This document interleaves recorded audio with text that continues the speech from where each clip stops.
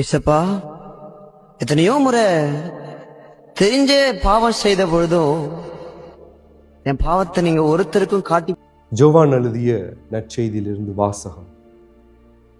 இரவுணவு வேளையில் தந்தை அனைத்தையும் தம் கையில் ஒப்படைத்துள்ளார் என்பதையும் தாம் கடவுளிடமிருந்து வந்தது போல் அவரிடமே திரும்பி செல்ல வேண்டும் என்பதையும் அறிந்தவராய் இயேசு பந்தியிலிருந்து எழுந்து தம்மேலுடையை கழற்றி வைத்துவிட்டு ஒரு துண்டை இடுப்பில் கட்டி கொண்டார்.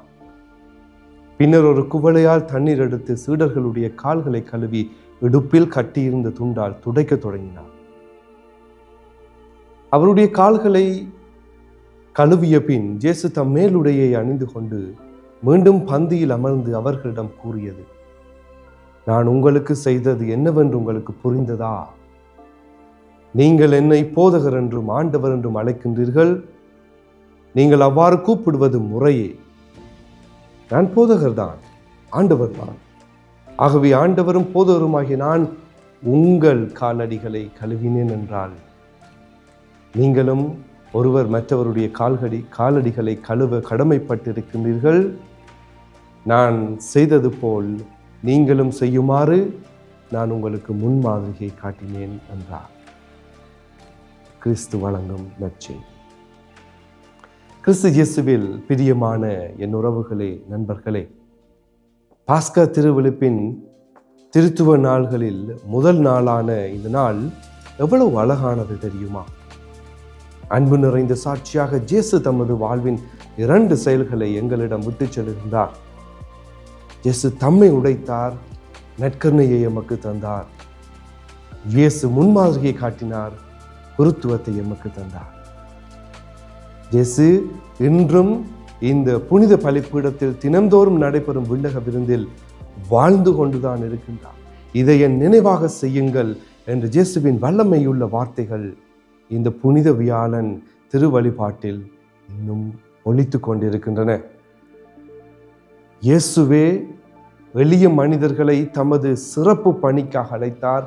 அவர்களை தமது சீடர்களாக தேர்ந்தெடுத்தார். அவர்களின் கால்களை கழுவினார். சீடனாய் இருப்பதன் அர்த்தத்தை அவர்களுக்கு உணர்த்தினார். இந்த 2 அழகிய திருக்கொடைகளின் வழியாக இயேசு தமது உயிருள்ள கடவுளாக வெளிப்படுத்தினார். இவ்வுலகையும் அதன் மனிதத்துவத்தையும் அனைத்திற்கும் மேலாக அன்பு செய்யும் கடவுளாக தன்னை வெளிப்படுத்தினார். இவ்விரு அருள்களினாலேயே திரு அவை என்றும் வாழ்ந்து கொண்டிருக்கிறது. இன்றைய நாள் ஆசீர்வாதத்தின் நாள். 2000 ஆண்டுகளுக்கு முன்பு நம் ஆண்டவர் இயேசு தம்மையே முழுமையாக அர்ப்பணித்து தமது தியாகத்தின் மகத்தான அடையாளமாக தம்மை வழங்கிய அதே நாள் இன்றைய நாள். இன்று இயேசுவால் நிறுவப்பட்ட 2 முக்கிய அருட்கொடைகளை நாம் கொண்டாடுகின்றோம். இந்த 2 அருட்கொடைகளே திரு அவையை கிறிஸ்துவின் உயிருள்ள கருவியாக மாற்றுகின்றன. இயேசு கடைசி இரவுணவில் கூறிய வார்த்தைகளை நாம் சிந்திக்க அழைக்கப்படுகின்றோம். அவர் அப்பத்தை எடுத்து கடவுளுக்கு நன்றி செலுத்தி அதை பிட்டு அவர்களுக்கு கொடுத்து, இது உங்களுக்காக கொடுக்கப்படும் என் உடல், இதை என் நினைவாக செய்யுங்கள் என்றார். அவர் அப்படியே உணவருந்திய பின் அந்த கிண்ணத்தை எடுத்து, இந்த கிண்ணம் உங்களுக்காக சிந்தப்படுகின்ற எனது இரத்தத்தால் நிலைப்படுத்தப்படும் புதிய உடன்படிக்கை என்று சொன்னார். எடுத்து உண்ணுங்கள், எடுத்து பருகுங்கள் எனும் இயேசுவின் வார்த்தைகள் இயேசுவை முழுமையாக சுவைக்க கொடுக்கப்படும் அழைப்பாகின்றது. உடலும் இரத்தமும் வாழ்வின் அடையாளங்கள். ஆகவே தன்னை கொடுப்பதன் முழுமையை இயேசு இங்கே தெளிவுபடுத்துகின்றார். உடல் என்பது கடவுளின் படைப்பின் அடையாளமாக இருக்கின்றது. இரத்தம் என்பது பிறருக்காக தம்மை அளிக்கும் வாழ்வாக காணப்படுகின்றது. புனித அகுஸ்தினார் கூறுவது போல, அருட்கொடை என்பது கண்ணுக்கு புலப்படும் வடிவில் மறைந்திருக்கும் அருள்.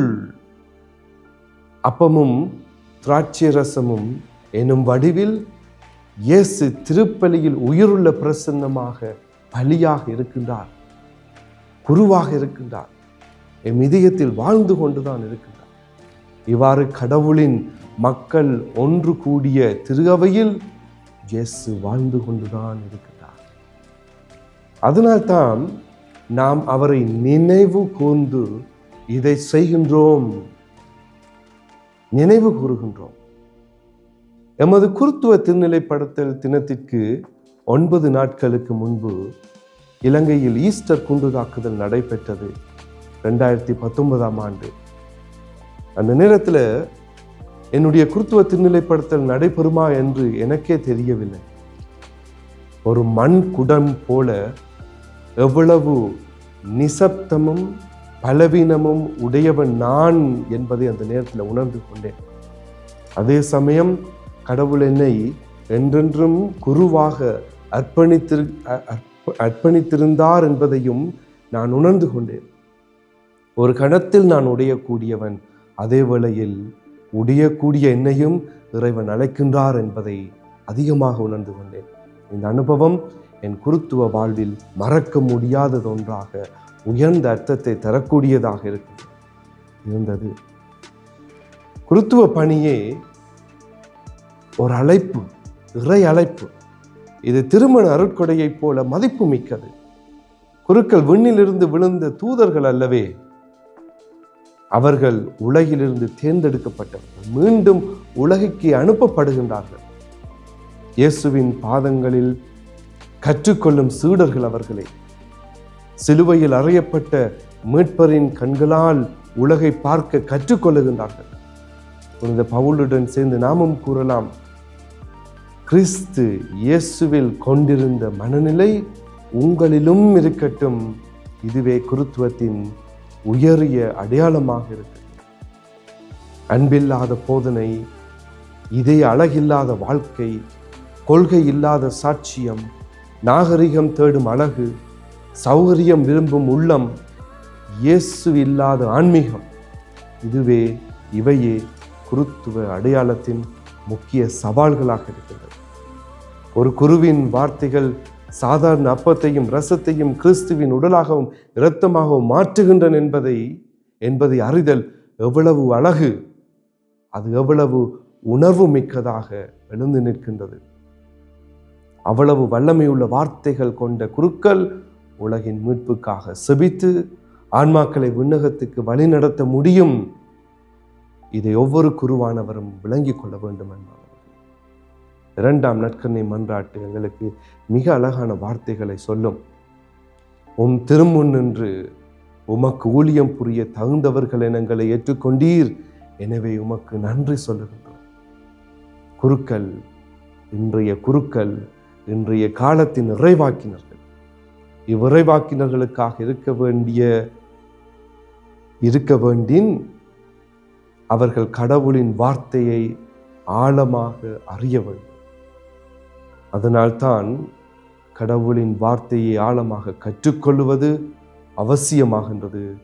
அது காலத்தின் நேரம் அறிந்த அறிவிப்பே அவர்களின் பணியாக மாறுகின்றது. இன்றைய நாள் இந்த குருத்துவத்தின் நற்கருணையை மேற்படுத்தி இந்த அழகிய நாளிலே குருக்களுக்காகவும் அனைத்து மக்களுக்காகவும் அன்றாடுவோம். பொது குருத்துவத்தில் நாமும் பங்கேற்கின்றோம், பணி குருத்துவத்தில் குருக்கள் பங்கேற்கின்றார்கள். ஆகவே இவர்களை இறைவனுடைய பாதத்தில் ஒப்புக்கொடுத்து இன்றைய நாளுக்காக நன்றி சொல்லி இறைவனிடத்திலே தொடர்ந்து மன்றாடிக் கொள்வோம். ஆமென்.